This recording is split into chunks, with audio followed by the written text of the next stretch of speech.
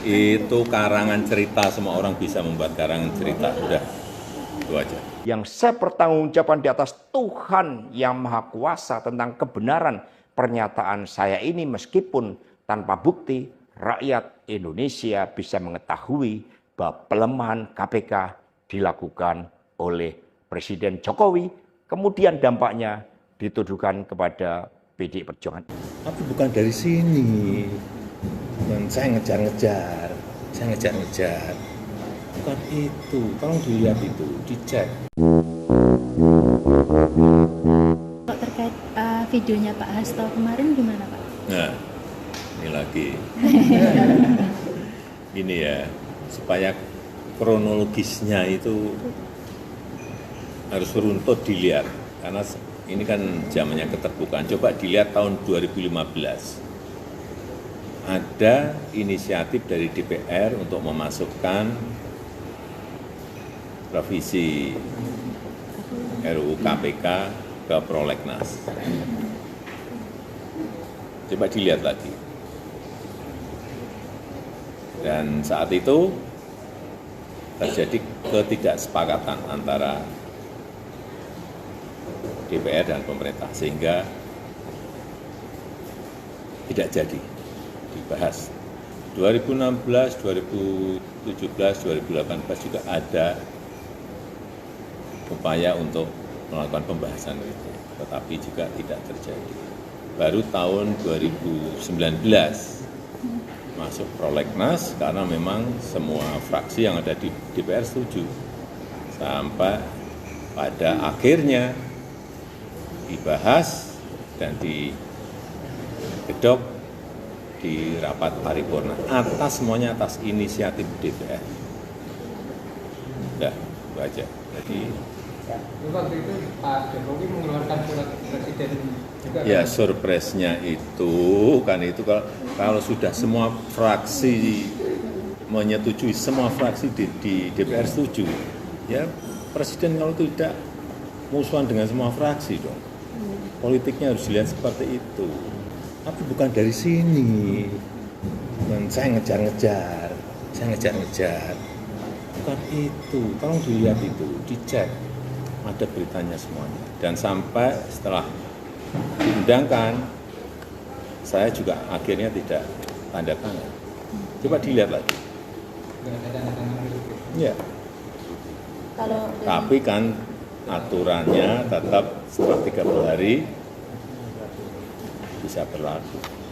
Nggih. Ya, itu aja. Untuk tudingan Pak Hasto tanggapannya seperti apa Pak? Untuk tudingan Pak Hasto tanggapannya seperti apa? Ya tadi. Berarti dengan UU tadi tidak ada niatan kan dari Pak Hasto kan menyatakan bahwa UU tersebut Itu karangan cerita, semua orang bisa membuat karangan cerita. Udah, itu aja. penegasan dari Pak Jokowi sebetulnya. Saya kira itu aja. Berarti tidak ada untuk memuluskan Mas Gibran dan Mas Bobi waktu Hubungannya apa? Coba pakai logika dong kita itu. Pakai logika. Untuk apa? Masa udah mengumpulkan hal yang kecil pilihan wali kota, yang benar aja. Logika kita pakai lah. Udah, oke. Terima kasih Pak. Seluruh masyarakat Indonesia yang saya cintai dan banggakan. Cerita ini diawali pada tanggal 7 Mei 2024 ketika saya menghadiri pidato pemilu dan jalan kebudayaan yang disampaikan oleh Prof. Sulistyowati di UI. Di situ saya bertemu dengan Bapak Novel Baswedan, Pak Rocky Gerung, dan tokoh-tokoh civil society lainnya. Ketika saya bertemu dengan Mas Novel Baswedan, beliau menanyakan ke saya perlu konfirmasi apakah betul PDI Perjuangan yang memelopori perubahan Undang-Undang KPK yang mengkerdilkan KPK di dalam upaya pemberantasan korupsi. Saya katakan dengan tegas kepada Mas Novel Baswedan saat itu, inilah kalau ada hal-hal yang buruk oleh Presiden Jokowi selalu dilimpahkan kepada PD Perjuangan dan juga Ibu Megawati Soekarno Putri. Tetapi ketika ada hal-hal yang positif selalu diambil oleh Presiden Jokowi tanpa menyisakan benefit bagi kepentingan PDI Perjuangan. Mengapa saya katakan seperti itu? Revisi Undang-Undang KPK termasuk kabar buruk yang disampaikan bahwa itu adalah ulah PDI Perjuangan. Sebagai Sekretaris Jenderal DPD Perjuangan, saya sampaikan kepada Mas Novel bahwa saya adalah sekjen yang sangat getol menjabarkan perintah Ibu Megawati Soekarno Putri bagaimana PDI Perjuangan memerangi korupsi. Karena itulah tuduhan bahwa revisi Undang-Undang KPK diarsiteki oleh PDI Perjuangan itu sangat salah. Saya ingat ketika saya bertemu dengan Presiden Jokowi di Istana Merdeka menjelang Mas Gibran dan Mas Bobi mau mencalonkan sebagai wali kota Solo dan wali kota Medan. Satu saya mengatakan kepada Pak Presiden Jokowi sekaligus untuk menguji keseriusan beliau di dalam mencalonkan anak dan menantunya. Pak Presiden, apakah betul Bapak mau mencalonkan Mas Gibran dan Mas Bobi sebagai wali kota? Loh kenapa Pak Sekjen? Karena ketika Mas Gibran dan Mas Bobi sebagai wali kota, maka otomatis dia menjadi pejabat negara. Dan ini akan sangat rawan terhadap berbagai bentuk gratifikasi, suap, dan berbagai tindakan korupsi lainnya. Presiden Jokowi sempat termenung saat itu. Dan kemudian dari situlah saya merasakan bahwa pertanyaan saya ini sangat mengusik perhatian dari beliau. Karena saya tegaskan bahwa ketika Mas Gibran dan Mas Bobi menjadi wali kota, maka dengan mudah akan terkena operasi tangkap tangan dari KPK dan juga aparat penegak hukum yang lain. Maksud saya bertanya kepada Presiden Jokowi adalah untuk mengingatkan bahwa beliau sudah presiden.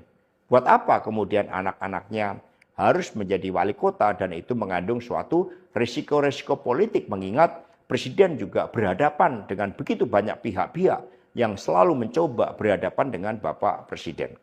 Tetapi beberapa saat kemudian saya menerima salah seorang menteri.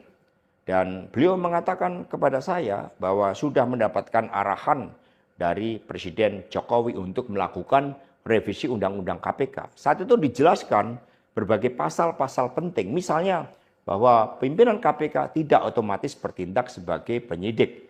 Kemudian ada beberapa pasal-pasal yang tidak memungkinkan bagi penyidik independen untuk bergabung ke KPK.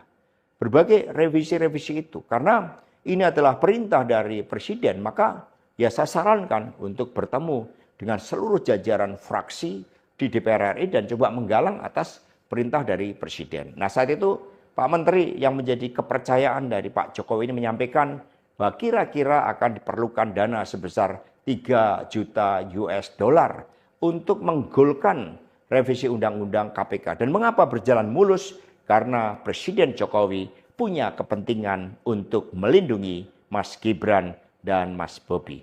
Maka sejarah mencatat bahwa revisi Undang-Undang KPK ini dilaksanakan sebelum pelaksanaan pilkada serentak di mana Mas Gibran dan Mas Bobi berproses menjadi wali kota. Maka ketika terpilih menjadi wali kota, amanlah dari berbagai persoalan hukum karena KPK sudah dilemahkan.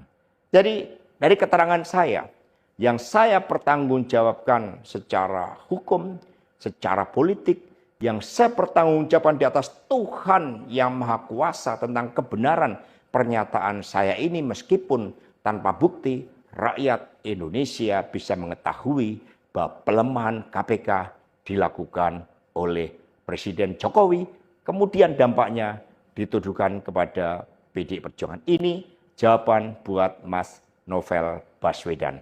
Terima kasih, tegakkan kebenaran, Satyam, Eva Jayate, merdeka.